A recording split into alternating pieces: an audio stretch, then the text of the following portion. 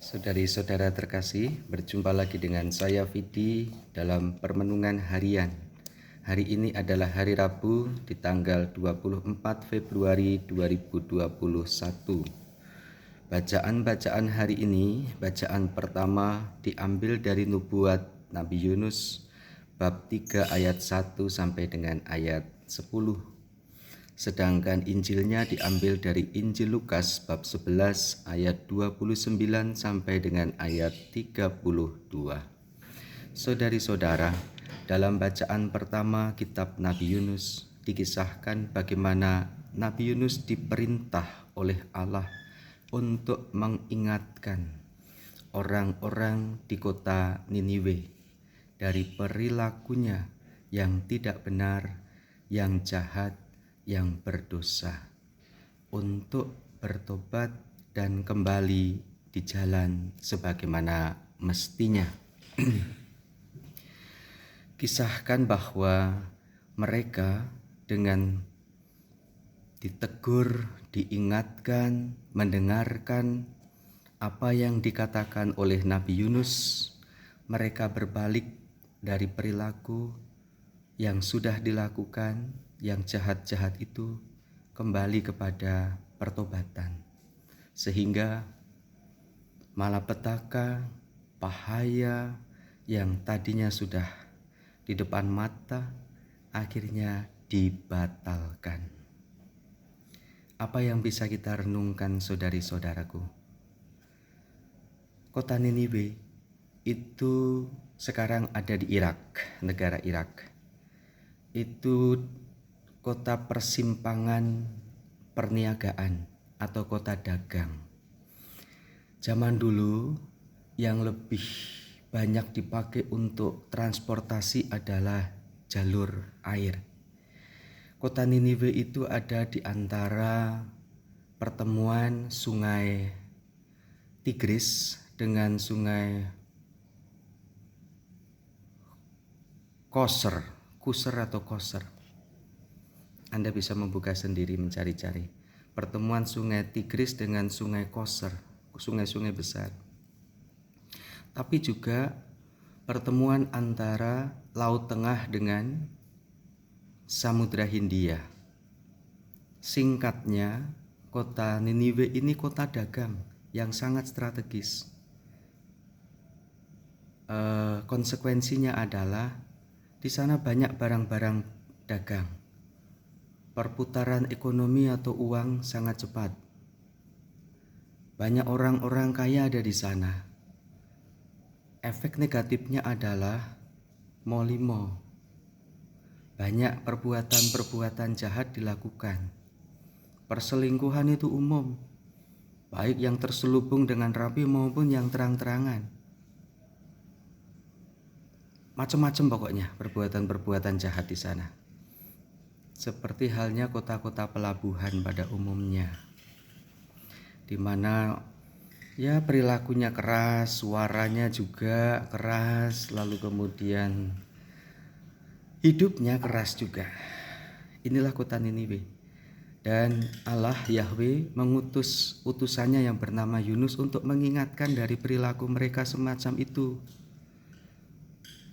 Uang sudah tidak repot, hidupnya sudah tidak sengsara, barang-barang dagangan banyak ada, sirkulasi keuangan mudah, tapi bukannya mereka hidup baik. Mereka justru melakukan sesuatu yang membahayakan untuk dirinya, untuk hidupnya, keberdosaan yang serius. Tapi ketika mereka mendengarkan firman Allah melalui utusannya, Nabi Yunus, mereka segera sadar. Kompak, dari pemimpinnya sampai dengan rakyatnya kompak sadar. Mereka gentleman. Mereka mengakui kesalahannya itu dan melakukan sesuatu, yaitu bahasa sekarang tak puasa. Mereka memakai kain tak kabung, lalu dengan abu, lalu raja melarang mereka makan dan minum. Bahasa sekarang ya berpuasa. Sementara apa yang bisa kita renungkan saudari-saudara zaman kita, mari kita renungkan dalam hidup kita masing-masing. Yang mungkin kita tidak sulit dalam mencari makan, mungkin bisnis sudah jalan dengan baik bahkan berkembang, pekerjaan sudah mapan, keluarga juga. Lihat ke belakang dan lihat diri kita, perilaku hidup kita, apakah sudah jujur di hadapan Allah? Apakah betul kita tidak melakukan keberdosaan yang serius? Kalau ada pribadi-pribadi yang mengingatkan kita, apakah kita gentleman seperti orang-orang Niniwe itu? Sehingga kita dilepaskan dari bahaya yang sebenarnya sudah ada di depan mata. Bahaya itu bisa menghancurkan kita, entah menghancurkan relasi kita dengan keluarga kita dan masa depan kita. Bacaan pertama bisa menjadi renungan yang sangat baik untuk masa tobat ini, terutama jika kita sadar dan mau mengakui perilaku salah kita. Kita seperti dalam bacaan Injil, mungkin kita memikirkan hal-hal yang terlalu jauh, terlalu tinggi, tanda-tanda tertentu, seperti orang Farisi minta tanda kepada Yesus, padahal Yesus, tubuhnya Yesus, pribadinya, kehadirannya yang bisa dilihat mata, apa yang dikatakan Yesus yang mereka dengar, yang dilakukan Yesus, itulah tanda. Tanda Allah hadir.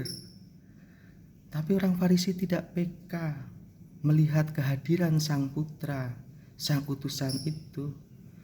Telinga mereka tertutup oleh sesuatu, mata mereka tertutup oleh sesuatu, sehingga tidak peka. Kalau dalam hidup harian kita, kalau mata kita tertutup oleh mungkin keberdosaan kita, telinga kita juga tertutup oleh karena keberdosaan kita tidak bisa peka melihat Allah yang sebenarnya sayang dengan kita. Entah itu mengingatkan, entah itu menegur, entah itu meneguhkan, entah itu lewat pribadi-pribadi orang lain. Moga-moga kita tidak jatuh seperti orang-orang Farisi yang mata dan telinga tertutup gara-gara ada sesuatu yang menghalangi mereka. Sehingga hal-hal yang sederhana, pribadi orang lain, apa yang dikatakan, apa yang dilakukan, sebenarnya adalah sapaan Tuhan terhadap kita. Moga-moga kita menjadi pribadi yang mudah peka, sehingga mudah melihat kebaikan-kebaikan Tuhan dalam diri kita. Kebaikan itu bisa berupa peneguhan, bisa berupa teguran sekaligus, karena Tuhan memperhatikan hidup dan keselamatan kita. Tuhan memberkati Anda dan saya, berkah dalam.